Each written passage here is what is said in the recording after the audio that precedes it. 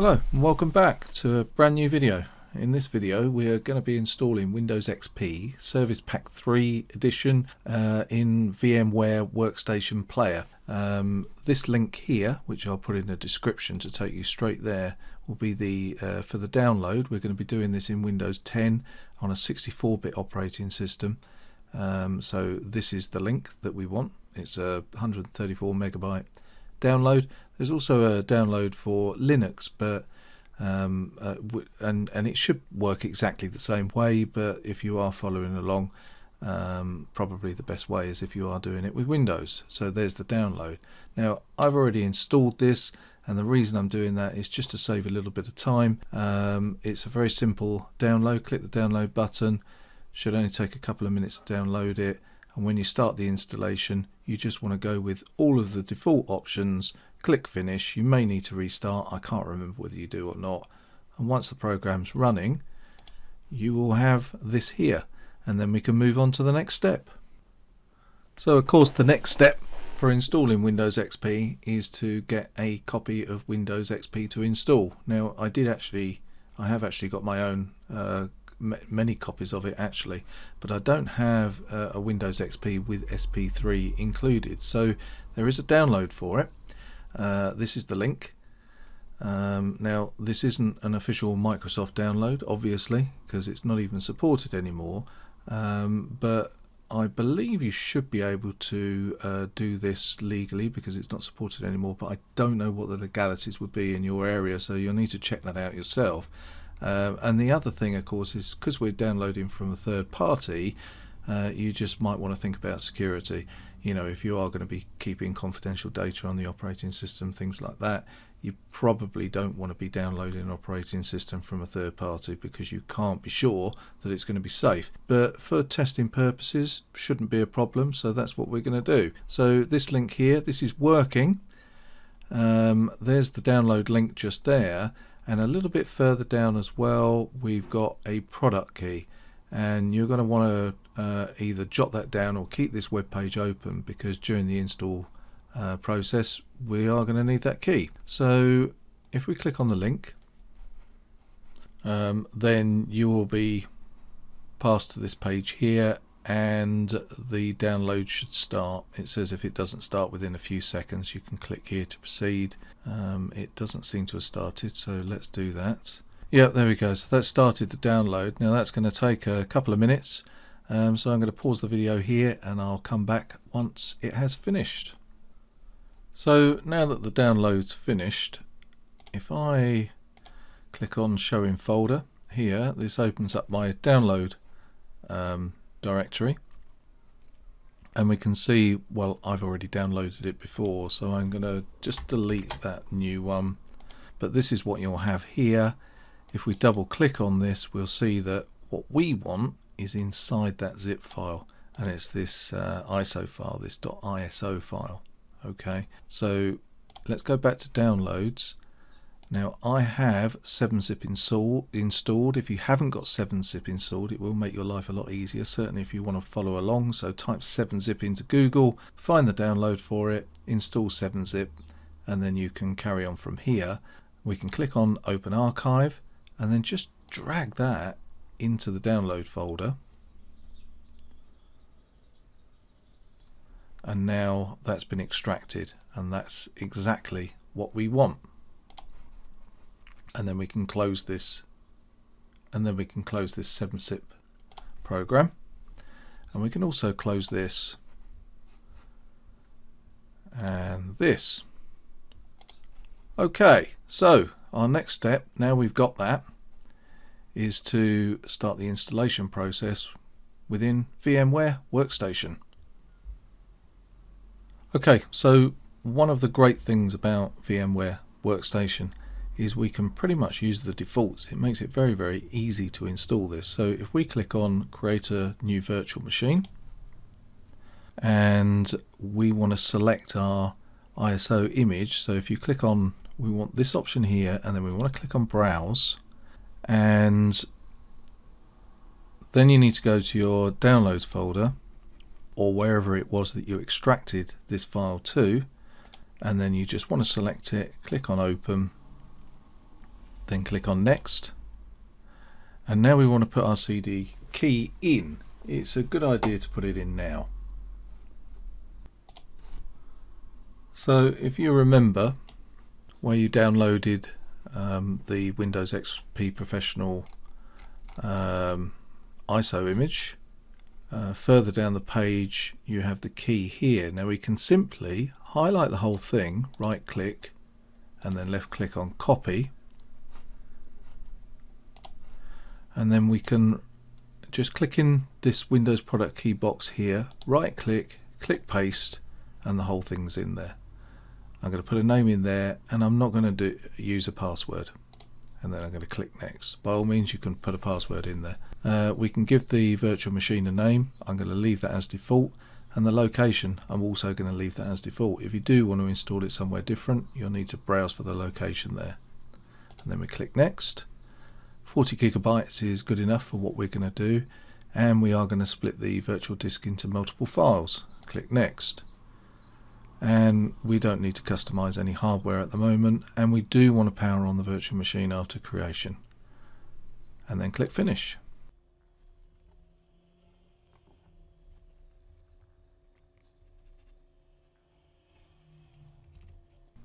You notice this box here. If we click in here, our mouse has gone from our host system, but it tells us down in the bottom left hand corner we just need to push Control and Alt to release the mouse, and then we get it back. And it's just got a message here that it says setup is starting Windows. Now the one thing I've noticed with this is Windows 98 is a lot quicker to install Windows than it is for Windows XP. So here it's just automatically partitioning the space that we reserve for it, the 40 gigabyte space. And now copying files. I'm going to pause the video until we reach the next step.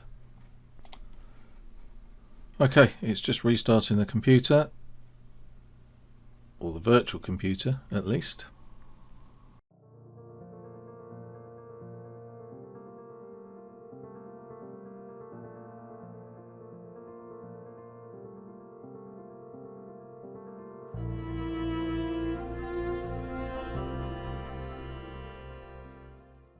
Okay then, so it looks like we're nearly there. It's just restarting.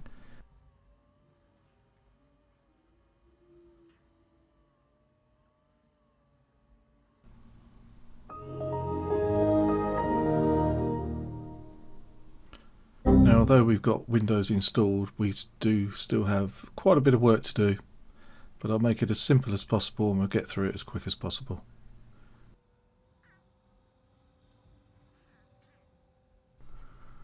Right, we can ignore that error message.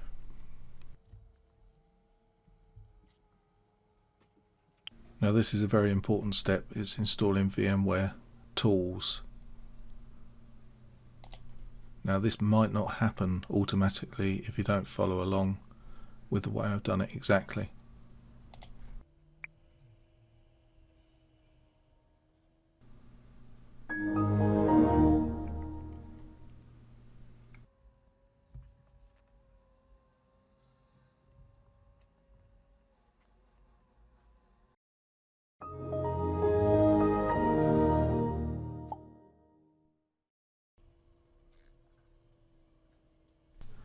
Okay, while we've got the chance, I'm just going to do a couple of things. I'm going to right click and then left click on properties. I'm going to left click on settings, and we're just going to change this to a size that's suitable for my desktop. It might be different for yours depending on the resolution of your screen. Let's get rid of that, and we're going to click OK and then click yes to that if it is suitable. Okay, I'm going to right click on the desktop again, left click on properties, left click on desktop, left click on customize desktop. This isn't essential, but it makes my life a little bit easier. I'm going to highlight, I'm going to tick all three of those boxes, left click OK, left click OK. I'm going to right click in the taskbar, hover over toolbars and just left click on quick launch. Right, let's just drag that recycle bin over there. I'm going to left click on here and just click OK to this, and in a moment it should pop up to say that there's some patches, some updates to install. Okay, so that's just popped up in the bottom there, and it says that it's downloading updates. Okay, so it's nearly finished downloading the updates. Once it's finished, it says updates are ready for your computer. Click here to install these updates, and if we click on custom, it just gives us an opportunity to have a look at them. Now what we could do is make a note of all of these security updates so that we don't install them twice, but to be honest with you, it's so quick for us to install the rest of the updates coming up that it's longer to write a list of both and compare the two and decide which ones to install. So just install all of these, and then when we do the manual updates, we'll do the same thing. We'll just install them all. Right, that's going to take a minute or two. So just while it's doing that, if we right click on my computer, left click on properties, we can see we've got Service Pack 3 installed. So that's a good start. It's asking us to restart. Once it restarts, we've still got quite a number of jobs to do, but it shouldn't take too much longer. So click restart now.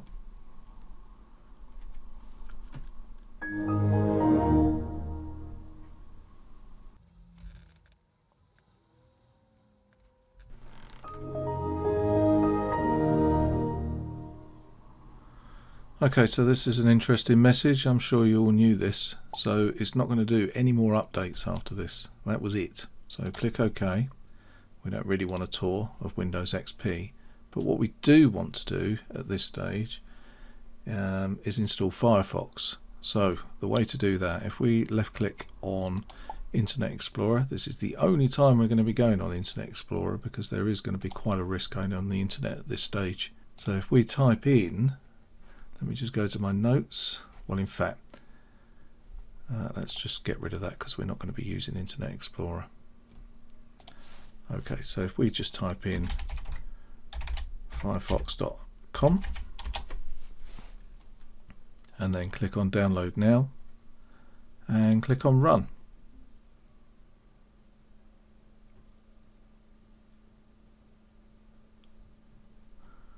And run.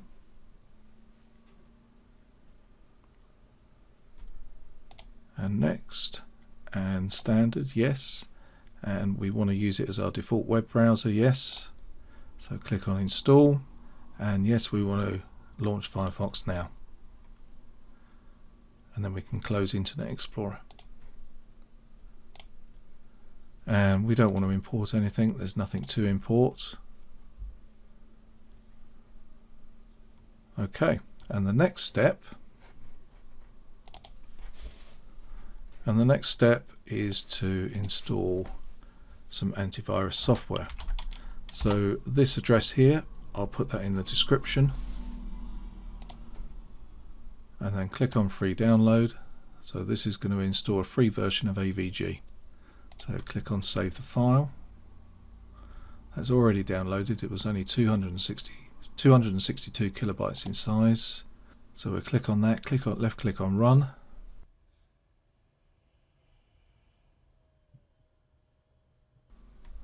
And click on install, and that takes a couple of minutes, so I'm going to pause the video and come back once there's something else to do. So we're almost there. Let's just minimize this window for the minute.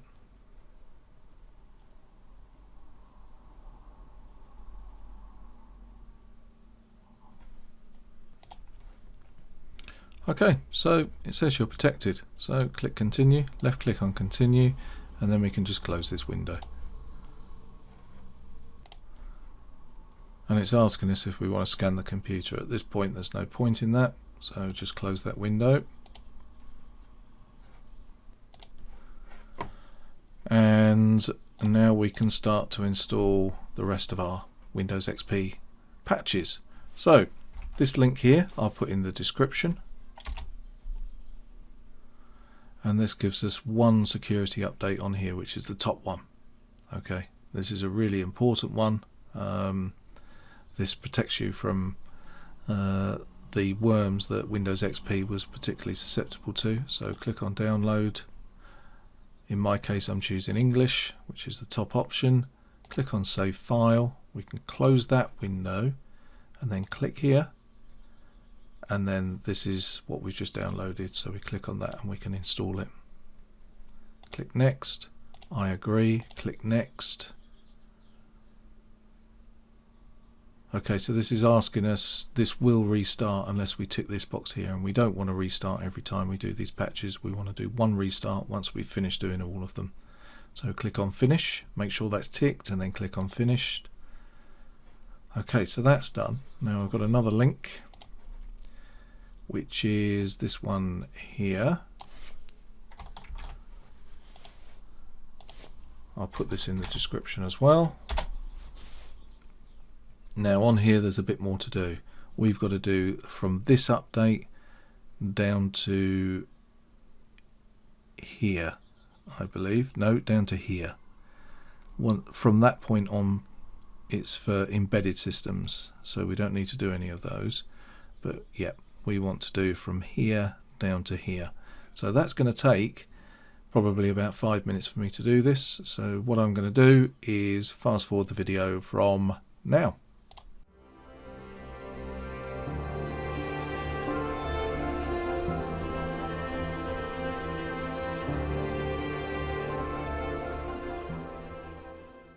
So don't forget, every time you see a do not restart now, make sure that's ticked.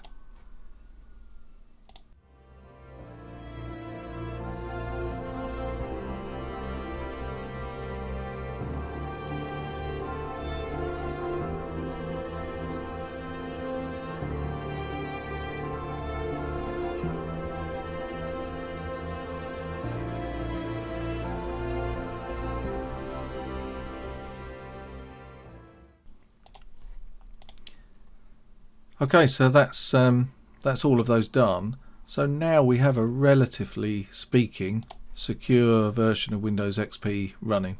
I don't think there's any such thing as a perfectly secure version of Windows XP. I doubt if there ever has been, and there certainly is now as more patches are not being made. Having said that, Windows XP is no longer the target from hackers, etc., that there used to be. So yeah, just don't use it for anything that involves secure information. That's what I would suggest. Now let me just demonstrate in Firefox. If we go to YouTube,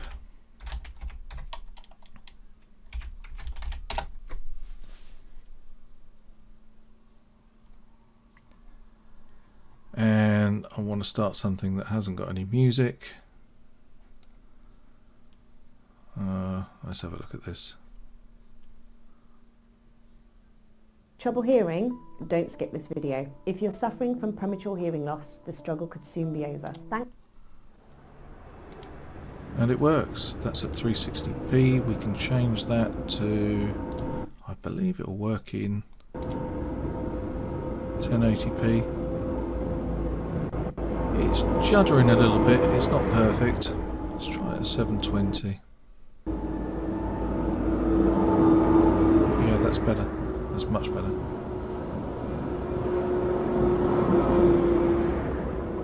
A little bit of juddering there still, but yeah, something you can play with. But that's working.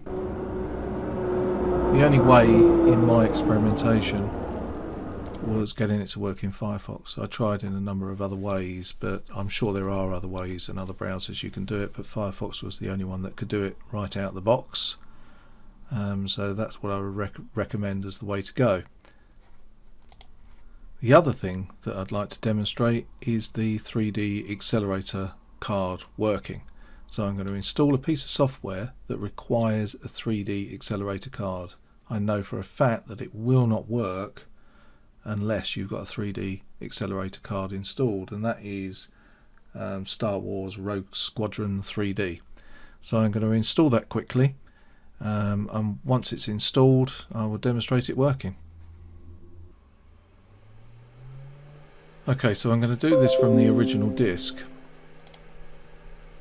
So if I right click here and then click on this little disk icon, left click on settings, and then I want to tick use physical drive. Now of course if you've downloaded an ISO image to do this, then you want this option and then browse to the file. Then you also want to tick this box here that says connected and then click OK. Now if I double click on my computer, we'll see that it's now there, but it's auto started anyway. So I'm going to click on Install Rogue Squadron 3D.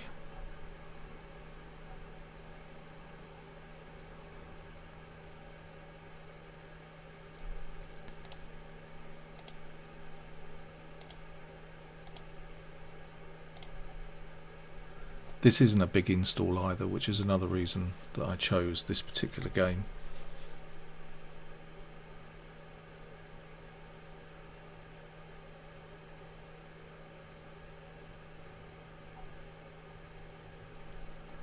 I don't want to view the Rogue Squadron README, but I'll leave the other two ticked.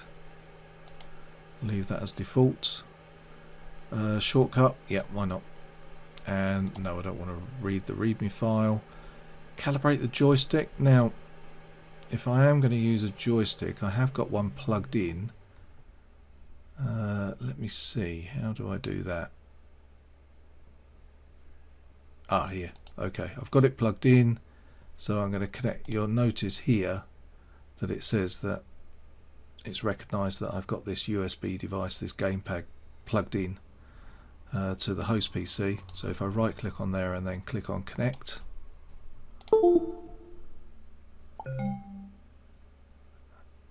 now I'm going to let that do its thing, and I'm not going to click on calibrate joystick. Let's just click on next.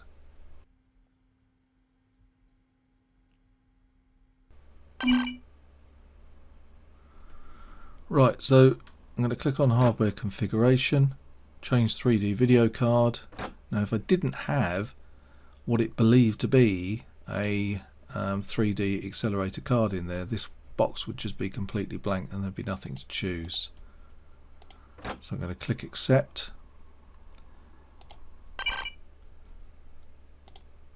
Now that hasn't finished installing yet.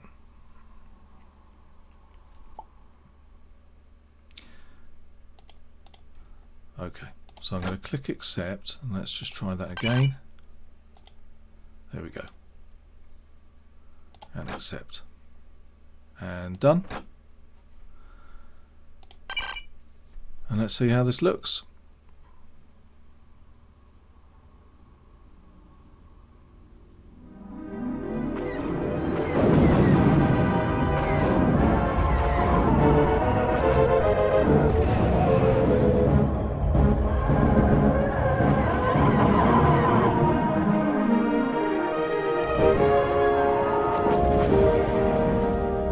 Now I don't want to bore you with hours or minutes even of gameplay from an old game like this. If you are interested in it, you can play it yourself. But I just wanted to demonstrate that not only does the 3D accelerator card in VMware Workstation work, it's awesome. It really works very, very well. And I haven't managed to make it work in VirtualBox yet.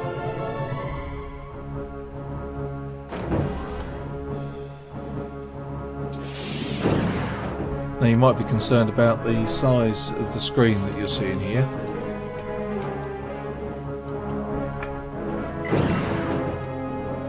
But we can change that.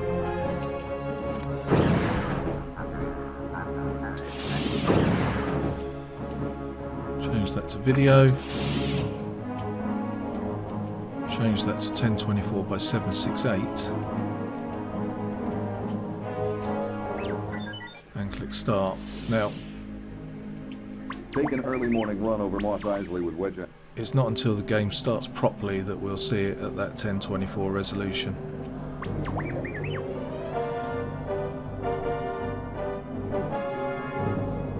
But once this starts, we'll just hold on a few more seconds so you can see this. And then I'm going to end the video.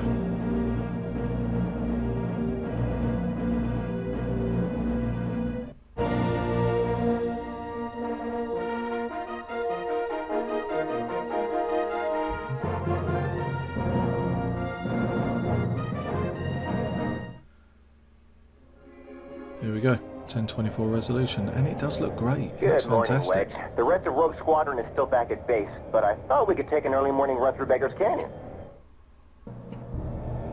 Luke, I think we've got a problem.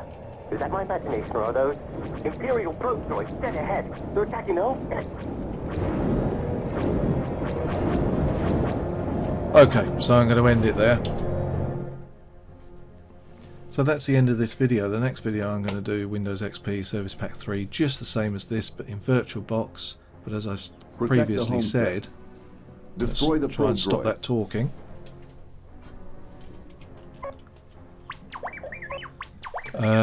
As I previously said, I can't get the 3D card working, so you won't be able to play 3D Accelerator Card games, but it's still a good solution because of course you can have as many operating systems in VirtualBox as you like, whereas with VMware, with this evaluation license, you're only allowed one, so that's quite a restriction.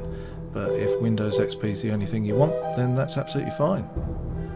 So I'm going to leave it there. So thanks for watching, and see you in the next video. Bye for now.